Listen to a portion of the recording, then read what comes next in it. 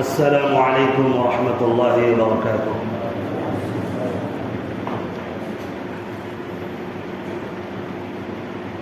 الحمد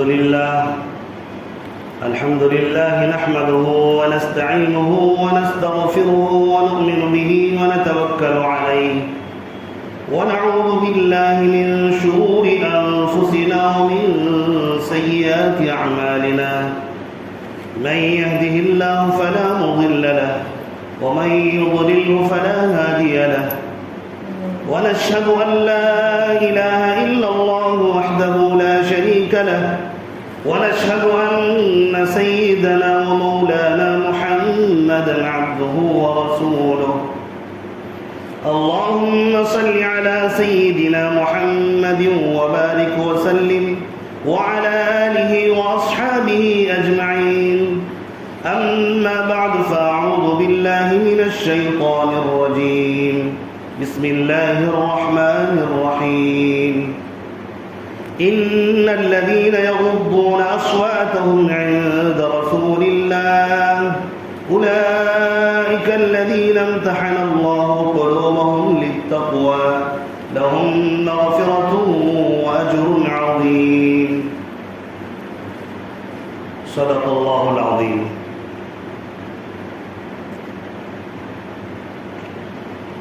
میرے واجب الاحترام بزرگوں اور بھائیوں اور اسلام کے غیور فرزندوں،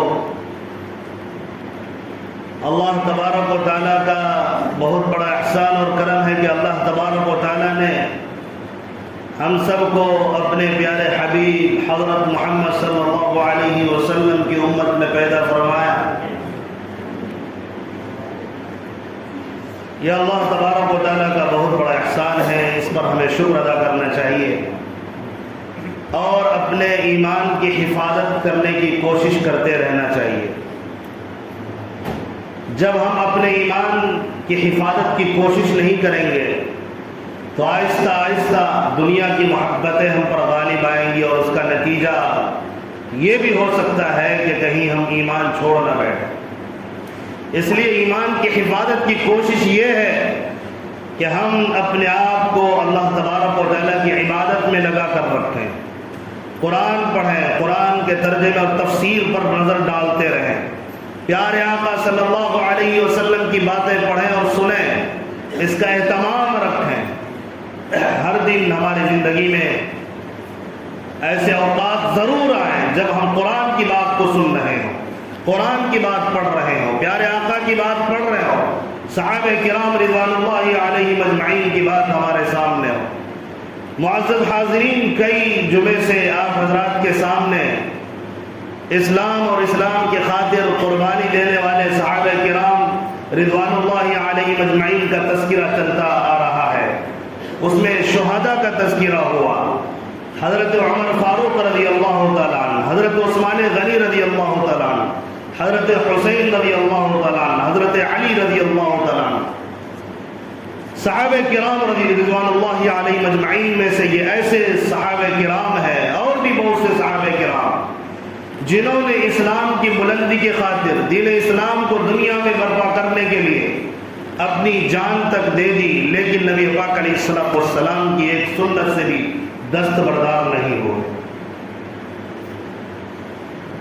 یقیناً ہم ایسے دور میں جی رہے ہیں، ایسے حالات میں جی رہے ہیں جہاں ایمان بچانا نہایت مشکل ہو گیا ہے۔ ہر طرف آپ کو دنیا کے لالچی، دنیا کے حریص آپ کو ملیں گے، موت سے بے خبر، آخرت سے غافل لوگوں کی بھرمار ہے۔ آپ کو ہر قوم میں ایسے افراد مل جائیں گے جن کو لگتا ہے کہ ہم اسی دنیا میں رہنے والے ہیں، جن کو لگتا ہے کہ ہماری بلڈنگیں، ہماری گاڑیاں، ہماری سواریاں، یہ ہماری اولادیں، ہمارے دوست و احباب یہ ہمیشہ رہیں گے، حالانکہ یہ اپنے آپ کو جھٹلا رہے ہوتے ہیں۔ سامنے جنازہ پڑا ہوا ہے لیکن خواہشات ابھی بھی نہیں ملی، قبرستان میں کھڑے ہو کر ہنس رہے ہوتے ہیں بے حیا بے شرم کی طرح، کیونکہ موت سے غافل۔ ایسے لوگ آپ کو مل جائیں گے، ان کی ہنسی اور ان کا تماشا قبرستان میں بھی نہیں ہوتا۔ آپ غور کر سکتے ہیں، ملاحظہ کر سکتے ہیں، ظاہر ہے یہ کسی اور کو نہیں اپنے آپ کو دھوکے میں ڈال رہے ہیں کہ بھائی تو ابھی زندہ رہے گا، تو تھوڑی مرے گا، اس کو مرنا تھا، یہ مر گیا، تجھے نہیں مرنا۔ اگر یہ خیالات ہیں، اگر یہ سوچ رہے ہیں تو اپنے آپ کو جھٹلا رہے ہیں اور اپنے آپ کو دھوکہ دے رہے ہیں اور کسی اور کو نہیں۔ اس لیے یاد رکھنا چاہیے، جس طرح ہم روز بروز کسی نہ کسی کو دفن کرتے ہیں، ہمیں بھی ایک نہ ایک دن کچھ لوگ مل کر دفن کریں گے، اسی مٹی میں جانا پڑے گا۔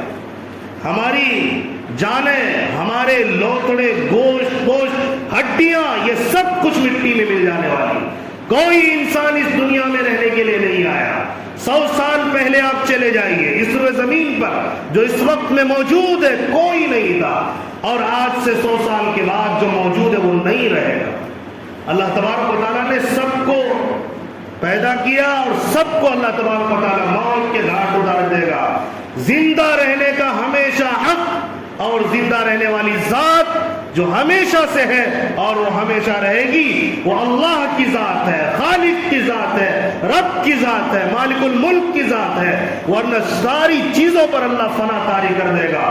کل من علیہا فان وکل شیء ہالک الا وجہہ، ہر شے پر اللہ فنا طاری کرے گا۔ جس نے آیا اس نے جانا ہے، اس لیے بے خوف و خطر زندگی گزار کر اللہ تبارک و تعالیٰ کے قرآن سے اپنا رشتہ توڑ کر، پیارے آقا کی سنت سے اپنا رشتہ توڑ کر اپنے آپ کو دھوکے میں نہ ڈالیں کہ ہمیں اس دنیا میں رہنا ہے۔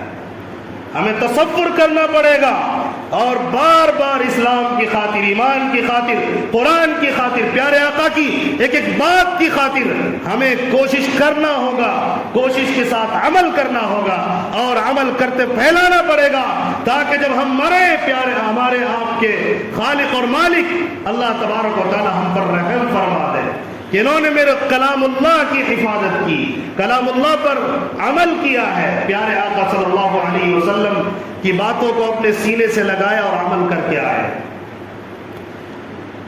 آج لوگ جب کسی بخلاہٹ کے شکار ہو جاتے ہیں، اللہ نہ کرے شیطان کے کسی وسوسے میں آ جاتے ہیں، تو مومن ہونے کے باوجود ایسی باتیں بخلاہٹ میں کرتے ہیں کہ اپنے علاوہ سب کو غلط سمجھ رہے ہوتے ہیں، یا جو ان کے دماغ میں آتا ہے کہ یہ صحیح ہے اور باقی سب غلط ہے، اس طرح کی باتیں کرنے لگتے ہیں، یہاں تک کہ یہ مجرمین اپنے ناموری کے لیے چند ٹولیوں کے سامنے اپنے آپ کو اچھا دکھانے کے لیے صحابہ کرام رضوان اللہ علیہم اجمعین کی مقدس جماعت پر حملہ کرتا ہے، کبھی کسی صحابی کا نام لے کر، کبھی کسی صحابی کا نام لے کر جس کے صحابی ہونے پر قرآن کی حدیث کی دلیل موجود ہے، ایسے صحابہ کا، ایسے صحابی کا نام لے کر برائیاں بیان کرتے ہیں۔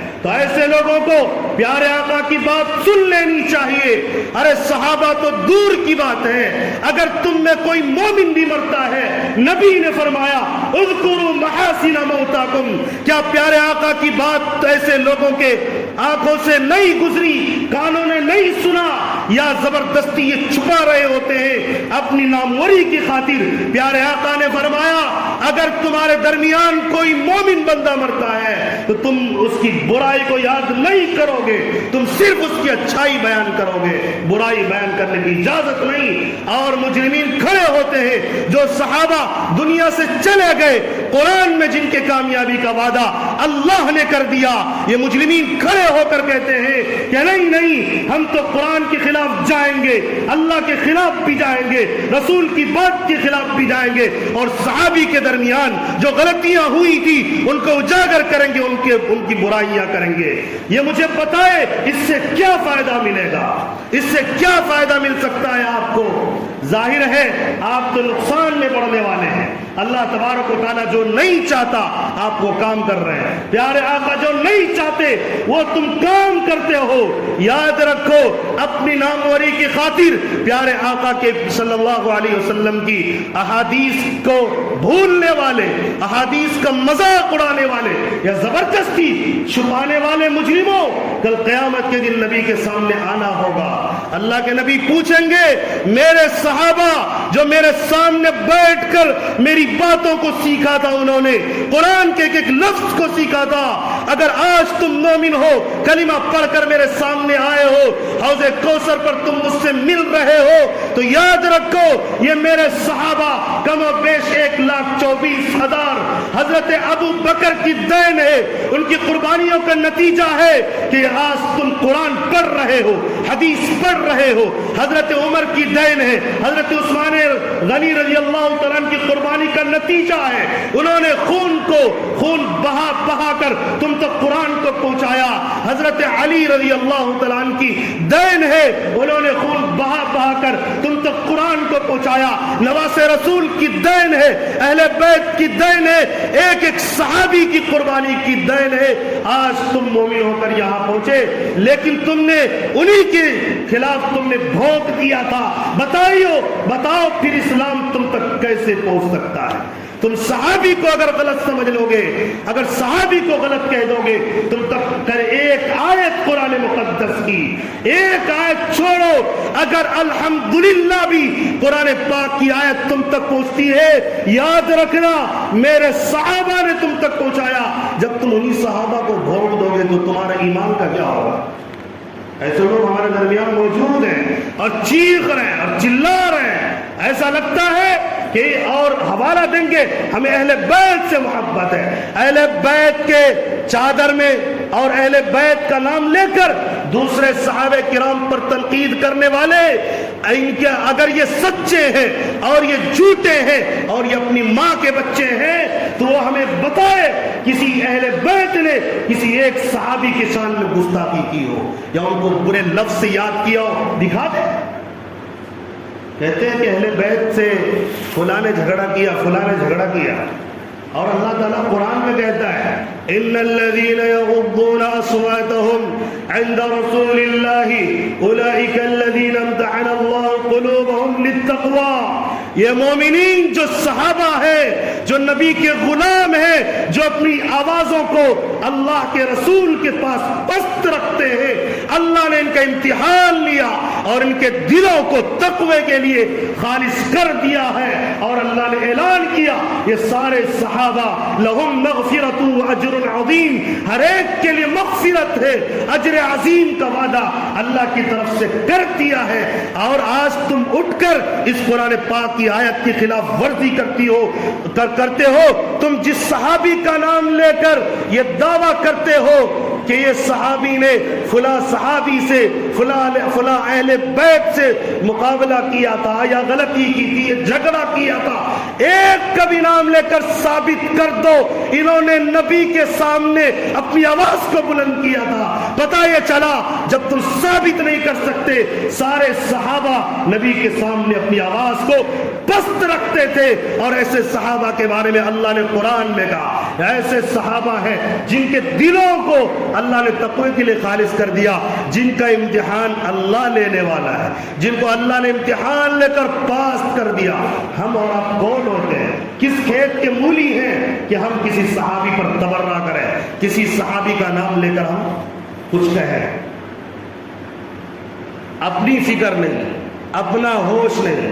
حضرت امیر معاویہ رضی اللہ تعالیٰ عنہ کے بارے میں آج کل سوشل میڈیا پر کچھ لوگ بیٹھے ہیں، سلمان ندوی جیسے لوگ، یہی وہ سلمان ندوی صاحب ہیں جو کبھی ندوے میں پڑھایا کرتے تھے، مسلم پرسنل اللہ بورڈ کے ممبر تھے۔ جب انہوں نے صحابہ کے خلاف زبان درازی کی، اللہ تبارک و تعالیٰ نے اتنے بڑے ادارے سے ان کو باہر نکلوایا۔ آج دیکھ لیں حضرت امیر معاویہ کو طاغی کہہ رہے ہیں، نعوذ باللہ من ذالک، باغی کہتے ہیں۔ ان کے سامنے حضرت امیر معاویہ کے بارے میں نبی نے جو تعریفیں کی ہیں وہ سامنے موجود نہیں ہے، اور میں بتاؤں گا وجہ کیا ہے۔ یہ وجہ بتاتے ہیں اہل بیت کی تعریف کرنی ہو تو ان کو برا کہو۔ آؤ میں بتاتا ہوں، حضرت علی رضی اللہ تعالیٰ سے اختلاف تھا۔ حضرت علی فرماتے ہیں قتلانا و قتلہم فی الجنہ، ہمارے درمیان جو اختلاف ہوئے اور قتل کیے گئے مسلمان، ان کے قاتلین جو قتل ان کے مقتول بھی ہمارے مارے مقتول دونوں جنت میں. حضرت علی شیر خدا فرماتے ہیں اور تم انہی کا نام لے کر یہ کہتے ہو حضرت امیر معاویہ رضی اللہ عنہ غلط ہے. نہیں، حضرت علی نے کبھی غلط نہیں کہا. اجتہادی خطا تھی لیکن آپس میں محبتیں تھیں. ایسی روایت آپ کو ملیں گی حضرت امیر معاویہ حضرت علی کی تعریف لوگوں کو کہہ کہہ کر سنا کرتے تھے اور روتے تھے.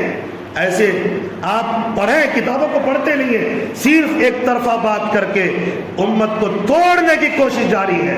اور کہتے ہیں پھر جب یہ اعتراض کرنے کی بات آتی ہے صحابی کی تعریف کے اندر بھی چوری کرتے ہیں. صحابی کی تعریف اپنی طرف سے کرنے لگتے ہیں اور چند گنے چنے لوگوں کا نام لے کر کہتے ہیں فلاں نے صحابی کی تعریف یہ کی ہے لہذا میں بھی کرتا ہوں. اور جمہور محدثین، جمہور فقہا، تمام بڑے بڑے فقہا اور تمام بڑے بڑے محدثین صحابی کی تعریف یوں کرتی ہیں.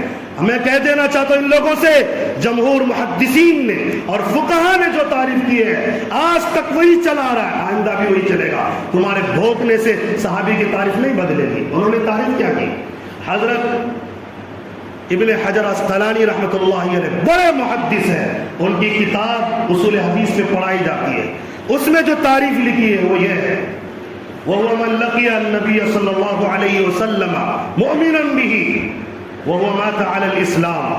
صحابی رسول وہ ہے جس نے نبی پاک علیہ السلام سے ملاقات کی ایمان کی حالت میں اور ایمان کی حالت میں دنیا سے گئے. یہ صحابی ہے اور نبی فرماتے ہیں خبردار میرے صحابہ کے بارے میں اللہ سے ڈرتے رہنا. ہر خطیب جمعے میں تقریباً یہ روایتیں سنا رہا ہوتا ہے اللہ اللہ فی اصحابی لا تتخذوهم غرضا من بعدی. میرے صحابہ کو تنقید کا نشانہ نہ بنانا، اللہ سے ڈرنا. ہر جمعے کو تمام مسلمانوں کو جمع کر کے بیان دیا جاتا ہے. جب صحابی ثابت ہو گئے اور ہم نے جب صحابی کی تعریف سمجھ لی، حضرت امیر معاویہ کے بارے میں کون نہیں جانتا تو پڑھے. نبی پاک علیہ السلام نے کچھ احباب کو منتخب کیا تھا قرآن لکھنے کے لیے، حدیث لکھنے کے لیے. ایک مرتبہ نبی پاک علیہ السلام کے پاس حضرت امیر معاویہ تشریف لائے اور کان میں قلم تھا، کان کے اوپر لٹکا ہوا تھا. نبی نے پوچھا اے معاویہ یہ کان پر کیا ہے؟ کہا کہ یہ قلم ہے جس سے میں آپ کی اور قرآن کی بات میں لکھتا ہوں. نبی آپ جو فرماتے ہیں پتہ یہ چلا صحابی رسول حضرت امیر معاویہ ایسے نبی کے دیوانے تھے، ہر وقت ہر آن تیار رہتے تھے. نبی بولے تو لکھ لو، نبی ہاں کرے تو لکھو، نبی نہ کرے تو لکھو.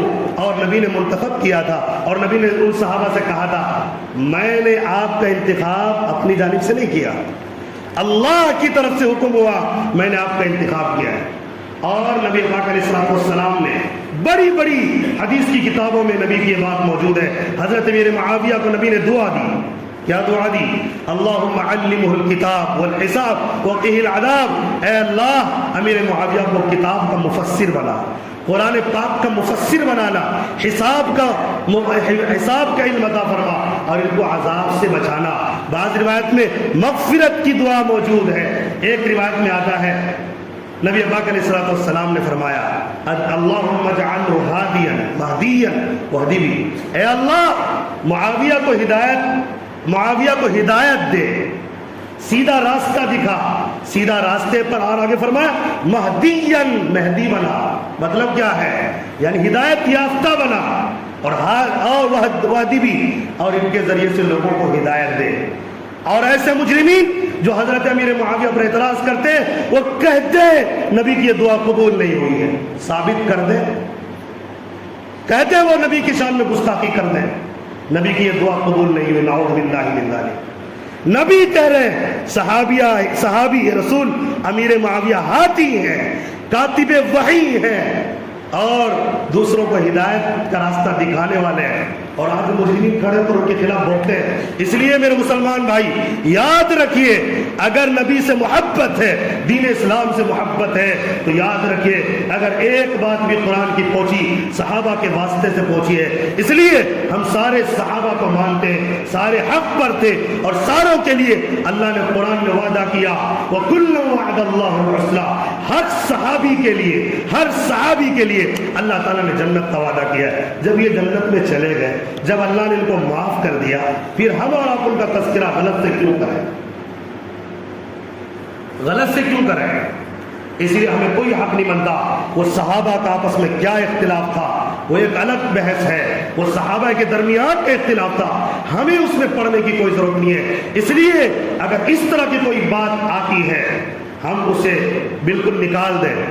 اور پتہ ہے جب ان کو کوئی جواب دیتے ہیں سلمان ندوی جیسے لوگوں کو کہ آپ صحابی کے خلاف نہ بولیں، تو کہتے ہیں اہل بیت سے محبت ہے تو بولیں گے۔ ہم کہتے ہیں اہل بیت سے محبت جس کے دل میں نہیں وہ مومن ہو ہی نہیں سکتا، وہ تو منافق ہے۔ ایک کوئی مسلمان بتائے پکا مومن ہو، اور وہ کہتے ہیں ساری حنفیت، ساری دیوبندیت، اس طرح کی باتیں کرتے ہیں اور نام لے کر، اور پورے ہندوستان کے اندر 3/3 مسلمان حنفی ہیں، یہ سارے غلط، اور تمہیں ٹولی بنا رہے ہیں۔ یہ کہتے ہو کہ اہل بیت سے محبت نہیں، کسی صحابی کی برائی کر کے اور اہل بیت کی محبت ثابت کرو گے، یہ غلط ہے۔ کسی کوئی ایک مومن بندہ ایسا نہیں ہے جو اہل بیت کو نعوذ باللہ من ذالک برے القاب سے یاد کیا۔ حضرت حسن رضی اللہ تعالیٰ نواز رسول نے حضرت امیر معاویہ کے ہاتھ پر بیعت کیا ہے۔ حضرت حسن نے، حضرت حسین نے امیر معاویہ کے ہاتھ پر بیعت کیا، تو تم کیا سمجھ رہے ہو ڈر گئے تھے؟ شیر خدا کے بیٹے ہیں، نواز رسول کے بیٹے ہیں، جہاں ضرورت پڑی ہے مقابلہ کیا کہ نہیں کیا؟ شہادت پیش کیا کہ نہیں کیا؟ اور شیر خدا کے بیٹا حضرت امیر معاویہ سے ڈر گئے؟ نہیں، دیکھا کہ کہیں نہ کہیں ایک قابل ہے خلیفہ بننے کے، اس لیے صلح کیا کہ اب آگے خون نہ بہے، اور حضرت امیر معاویہ کے ہاتھ پر بیعت کی ہے۔ اس لیے آخر میں ایک بات کہہ کر میں اپنی بات ختم کرتا ہوں۔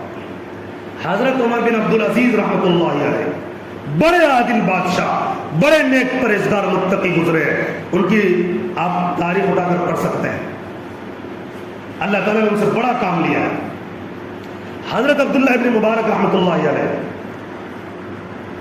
ایسے محدث ہیں، تمام محدثین اس پر اتفاق کرتے ہیں کہ زبردست محدث، ان پر کوئی کلام نہیں ہے، آج تک کسی محدث نے ان پر کوئی کلام نہیں کیا، بڑے اللہ والے۔ عبداللہ ابن مبارک رحمۃ اللہ علیہ سے کسی نے پوچھا حضرت امیر معاویہ اور حضرت عمر بن عبدالعزیز میں کون افضل ہے؟ انہوں نے کہا تم امیر معاویہ اور عمر عبدالعزیز کے مقابلے کی بات کرتے ہو؟ حضرت امیر معاویہ کے اس گھوڑے میں، جو گھوڑے کو لے کر وہ میدان جنگ میں نکلتے تھے، میدان جہاد میں نکلتے تھے، ان کے گھوڑے کی ناک میں جو دھول آیا ہوگا نا، اس کے برابر بھی فضیلت حضرت عمر بن عبدالعزیز کی نہیں ہے۔ یہ عبداللہ ابن مبارک فرماتے ہیں۔ حضرت عبداللہ ابن مبارک اتنے بڑے محدث، وہ بھی اپنی زبان کو روکے ہوئے ہیں۔ کیا ان کے سامنے امیر معاویہ کی غلطیاں نہیں تھی؟ لیکن انہوں نے یہ جرأت نہیں کی۔ آج اگر سلمان ندوی جیسے اور بھی لوگ یا شیعہ کوئی بھی ہو اگر ان کے بارے میں برائی بیان کریں، ان کی کیا حیثیت ہے؟ ظاہر ہے ان کی باتوں کو عبداللہ ابن مبارک رحمۃ اللہ علیہ جیسے بڑے محدث کے سامنے کوئی ترجیح نہیں دی جا سکتی، بلکہ جو بھی صحابی کے خلاف بھوکے گا ہم ان کی باتوں کو جوتے کی نوک پر رکھ کے اڑاتے ہیں۔ میں نہیں بلکہ تمام محدثین نے، فقہاء نے ہمیشہ ایسے لوگوں کی باتوں کو جوتے کی نوک پر رکھ کے اڑایا۔ آج ہم بھی پکے مسلمان ہیں تو ہمیں ایک صحابی سے محبت ہے اور رہے گی۔ صحابی کے نقش قدم پر چل کر انشاءاللہ ہم کامیابی کا یقین رکھتے ہیں۔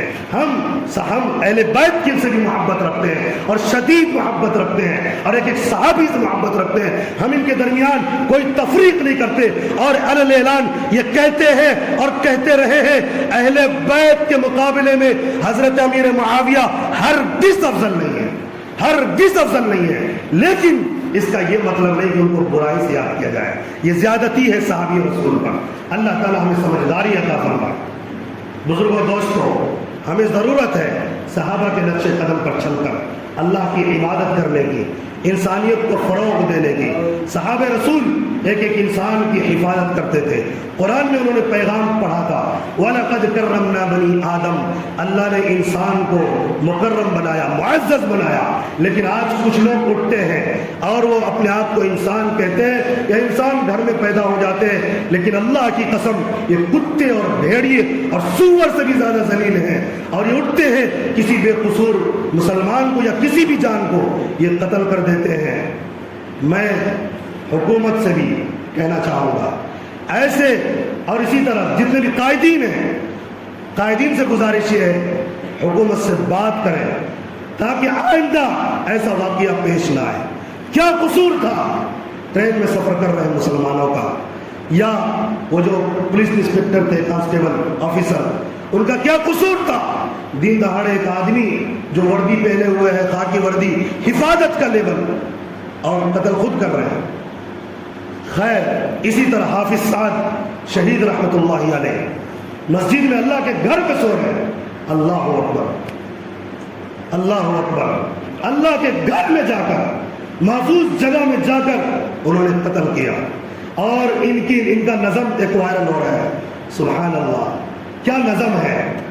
کہتے تھے، اے اللہ ایک ہی تھالی میں ہندو مسلم بیٹھ کر کھائے، ایسا ہندوستان بنا دے یا اللہ۔ ان کی تمنا دیکھو، اور آج کے درندہ صفت اپنے آپ کو کہتے ہیں میں فلاں دھرم سے، فلاں دھرم سے، دھرم کا نام لے کر دن دہاڑے چاقوؤں سے وار کر کے قتل کرتے ہیں۔ ان کو کہیں جنگل میں چلے جانا چاہیے۔ انسانیت کے نام پر یہ لوگ کلنک ہے۔ اصلاح ایمان، ایک ایک انسان کی حفاظت ہر انسان کی ذمہ داری ہے۔ اگر یہ نہیں ہوگی تو انسانیت کی، ظاہر ہے کہ انسانیت کا نام و نشان مٹ جائے گا۔ اللہ تبارک و تعالی ہم تمام کو دین کی صحیح سمجھ عطا فرمائے، اور ہم سب کو عمل کی توفیق عطا فرمائے۔ آمین، وآخر دعوانا الحمدللہ رب العالمین۔